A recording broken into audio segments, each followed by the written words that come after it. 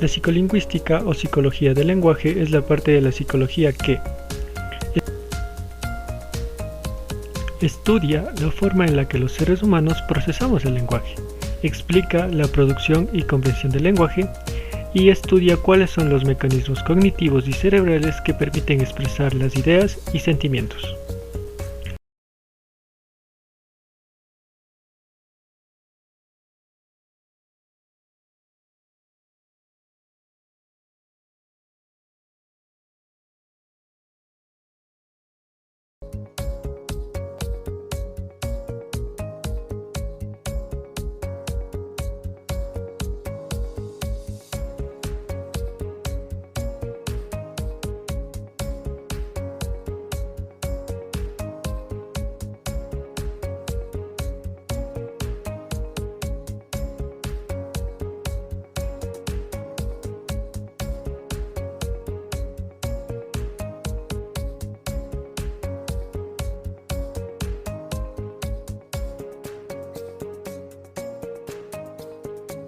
La psicolingüística o psicología del lenguaje es la parte de la psicología que estudia la forma en la que los seres humanos procesamos el lenguaje, explica la producción y comprensión del lenguaje y estudia cuáles son los mecanismos cognitivos y cerebrales que permiten expresar las ideas y sentimientos. No se debe confundir a la psicolingüística con la lingüística, ya que la lingüística se encarga del estudio de los elementos, formas y reglas que constituyen una lengua. Antecedentes. Los estudios de la psicología del lenguaje inician a la par de la psicología científica.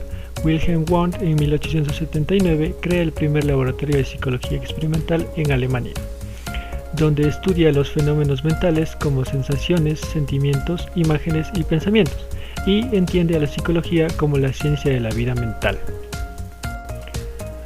Bumental divide el lenguaje en fonología, gramática, comprensión del lenguaje, desarrollo del lenguaje en niños, lectura y lenguaje de signos. Skinner, considerado como el padre del conductismo, realizó varios experimentos acerca del estímulo-respuesta. George Miller estaba en contra del conductismo. Fue el primer psicólogo cognitivo y en 1951 publicó el libro Lenguaje y Comunicación. Noam Chomsky realizó estudios empíricos utilizando el método consciente, observando las operaciones mentales, y consideraba a la oración como una parte fundamental del lenguaje.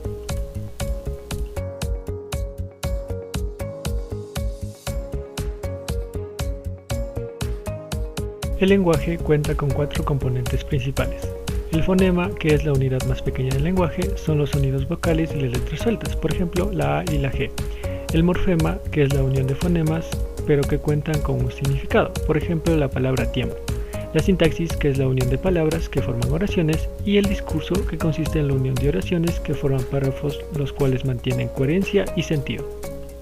El lenguaje se procesa de 2 maneras, de abajo hacia arriba o bottom-up y de arriba hacia abajo o top-down. En el bottom-up, el estímulo desencadena una serie de procesos perceptivos, léxicos, sintácticos, semánticos y pragmáticos hasta llegar a la representación del significado. Mientras que en el top-down, la representación del significado pasa por procesos semánticos y pragmáticos, sintácticos, léxicos y perceptivos hasta llegar al estímulo. Los principales métodos de investigación en psicolingüística son el método científico, donde se constata una hipótesis planteada con la realidad; el estudio de la comparación, donde se investiga a través de la experimentación; y el estudio de la producción, donde se investiga a través de la producción. Lenguaje humano y lenguaje animal. La principal diferencia entre el lenguaje animal y el lenguaje humano es que en el lenguaje animal se produce docenas de sonidos para docenas de significados, mientras que en el lenguaje humano se produce docenas de sonidos para millones de significados. Luria, en el año de 1997, menciona que el lenguaje es un sistema de códigos con la ayuda de los cuales se designan los objetos del mundo exterior, sus acciones, cualidades y relaciones entre ellos. Características del lenguaje humano. Existen aproximadamente 7.106 lenguas a nivel mundial. El lenguaje humano posee una dualidad de estructura o una doble articulación. La primera articulación le permite producir sonidos con significados, fonemas y morfemas. La segunda articulación le permite formular conceptos con palabras. También el lenguaje posee un sentido arbitrario. Producción y creatividad del lenguaje. A partir de conjeturas tradicionales se establecen 5 teorías sobre la producción del lenguaje. La teoría del wow-wow establece que el lenguaje surge de la imitación de sonidos de la naturaleza y de animales. La teoría del ai-ai establece que las raíces del lenguaje son las interjecciones, sonidos instintivos provocados por las emociones como el dolor, la ira o la angustia. En la teoría del din-din, el lenguaje se origina mediante conexiones naturales de los sonidos y significados. La teoría de la U, el lenguaje surge del trabajo físico, de los gruñidos colectivos y rítmicos producidos por el esfuerzo. Teoría de la La, el lenguaje surge a partir de los sonidos de los sentimientos, relacionados con el amor, el juego, la risa, etc.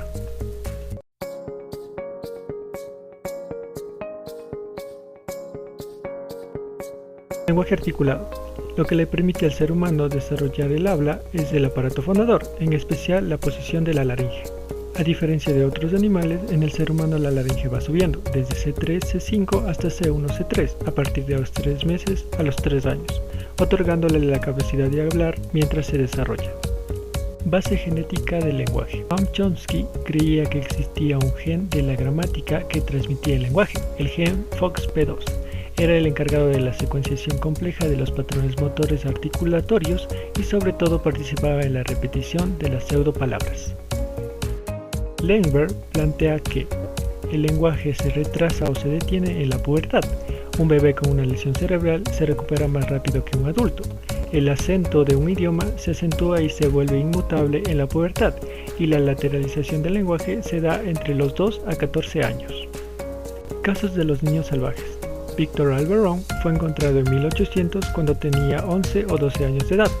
Solo emitía sonidos guturales y, cuando fue encontrado, pasó a cargo de médicos y pedagogos quienes lograron avances básicos y poco fluidos en su lectura y escritura. Helen Keller, debido a una infección, quedó sordomuda desde los 19 meses de edad. A los 7 años fue puesta con una tutora quien le enseñó a escribir y hablar en braille. Isabella fue encontrada en 1998 cuando tenía 6 años de edad. No había aprendido a hablar ya que su madre era sordomuda. Fue ingresada en el Hospital para Niños de Columbus, donde le enseñaron a hablar. Jane de Los Ángeles fue encontrada en 1970 cuando tenía 13 años de edad. No podía masticar, mantenerse erguida o controlar sus esfínteres. No entendía oraciones simples y solo emitía palabras como mom, red y dad. Hablaba poco o cuando se le pedía hacerlo. Fue puesta a cargo de la lingüista Susan Curtis, quien le ayudó en su terapia y le enseñó muchas palabras en la adolescencia, justo en la etapa crítica del lenguaje.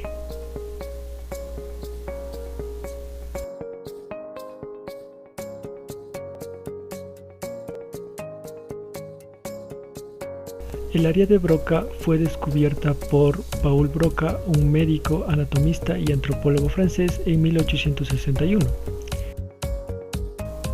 Se ubica en la tercera circunvolución del lóbulo frontal izquierdo y se asocia con la producción del lenguaje. La fascia de Broca se descubrió por primera vez en Louis Le Bourg, quien solo podía decir tan y tenía poca destreza del habla. Esta fascia se caracteriza por la falta de fluidez al hablar y la dificultad para encontrar palabras. La comprensión de lo que se escucha no suele verse afectada y suele ser causada por una lesión en la tercera circunvolución del lóbulo frontal, es decir, el área de Broca. Área de Wernicke. Fue descubierta por el neurólogo y psiquiatra alemán Karl Wernicke en el siglo XIX. Se ubica en el lóbulo temporal, en la zona próxima al área auditiva, y se asocia con la comprensión del lenguaje. La fascia de Wernicke se descubrió en diversos pacientes con manifestaciones distintas a las descritas por Broca. Se caracteriza por la excelente fluidez del habla, pero la carencia del sentido, y el uso de neologismos, palabras o frases inventadas. Es causada por una lesión en el lóbulo temporal, justo en la zona cercana al área auditiva, es decir, el área de Wernicke. El modelo de Wernicke y Wijma fue propuesto por Litzman y Wernicke y plantea algunos de los principios de la organización del lenguaje en el cerebro humano. Se establece que, durante la lectoescritura, la información pasa desde la corteza visual primaria al giro angular, al área de Wernicke, de allí al fascículo arqueado, al área de Broca y finaliza en el área motora facial. Para oír palabras, la información viaja desde la corteza auditiva primaria al giro angular y finaliza en el área de Wernicke.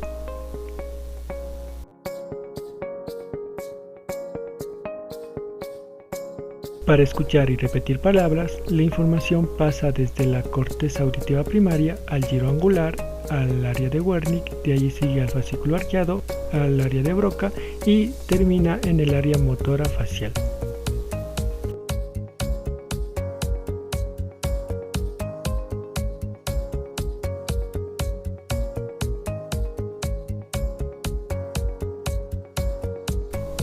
Las funciones lingüísticas están asociadas a la corteza cerebral, en especial a las áreas de Broca y Wernicke. Philip Leverman relaciona las anomalías del lenguaje con la hipoxia cerebral. Menciona que la escasez de oxígeno puede afectar temporal o definitivamente los ganglios basales, el hipocampo y el cerebelo.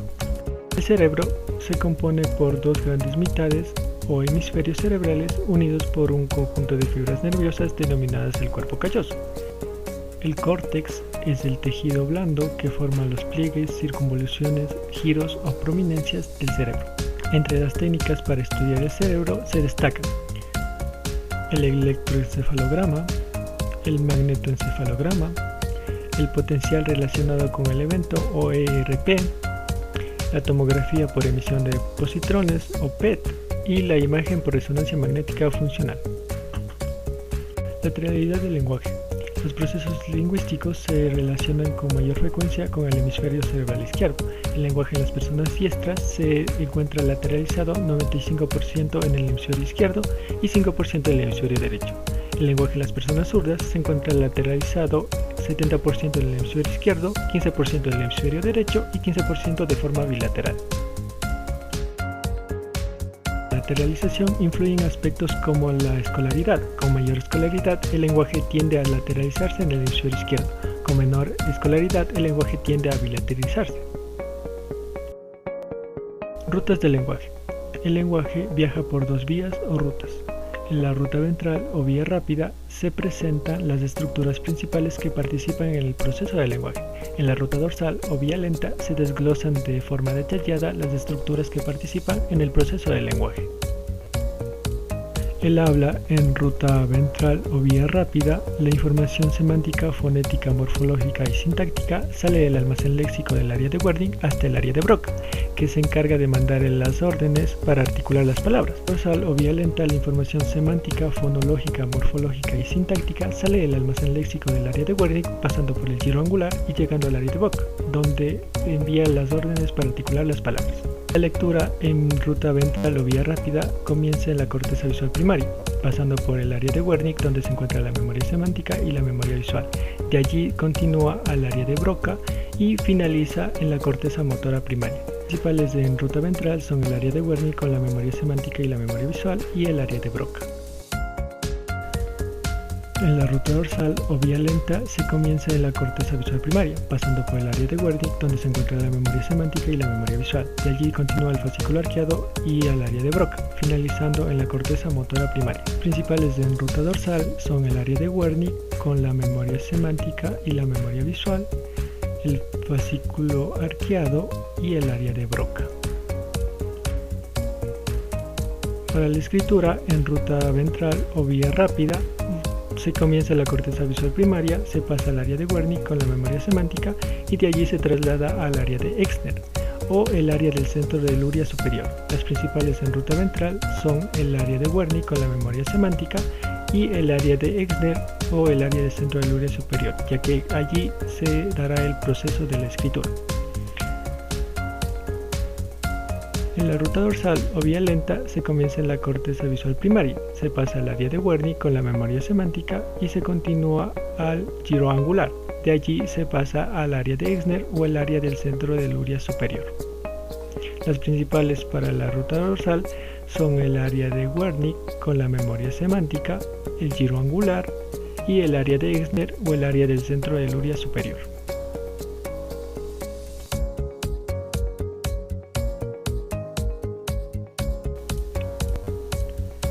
Skinner, en 1957, pensaba que el aprendizaje del lenguaje se basaba en la experiencia.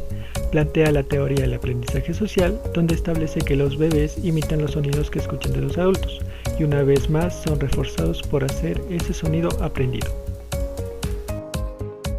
Chomsky propone la teoría del nativismo, donde establece que los seres humanos nacemos con la capacidad innata para aprender el lenguaje. El ser humano cuenta con un dispositivo de adquisición del lenguaje que programa el cerebro desde niño para analizar el idioma que se escucha y aprender sus reglas. Interacción social. Es muy importante la función de los padres y los cuidadores en la estimulación adecuada del lenguaje en el niño. Si no hay una correcta estimulación, el bebé puede no llegar a hablar.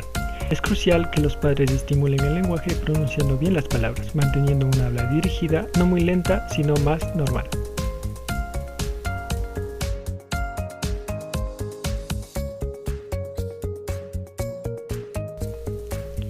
El lenguaje se desarrolla en dos etapas. La etapa prelingüística, que transcurre en los primeros 10 a 12 meses de edad. Es un habla de tipo afectivo y gestual, y también se le conoce como etapa preverbal. Antes de los 3 meses aparecen las vocalizaciones reflejas, empieza el gorjeo, aparece el balbuceo reduplicado, llora de diferentes formas, sonríe cuando ve a su madre y guarda silencio o sonríe cuando se le habla. Entre los 3 a 4 meses aparecen los sonidos vocoides, A, E, I, O, U. Vocaliza la emoción y el desagrado, mueve los ojos buscando el sonido y responde a los cambios en la tonalidad de la voz. A los 6 meses, el balbuceo se vuelve reduplicado, dice ma, o pa. Emite las primeras estructuras silábicas, consonante vocal y vocal consonante. Centra su atención en juguetes que generan sonidos. En los 7 y 8 meses aparece la imitación de la melodía de la acentuación de la lengua de su entorno y voltea buscando los sonidos pero con mayor estructura. A los 9 meses el balbuceo ya no es reduplicado, las palabras tienen más estructura, se da el principio de la conversación y reconoce palabras de objetos comunes. De los 10 a 12 meses aparecen las prepalabras y el primer signo con significado y significante.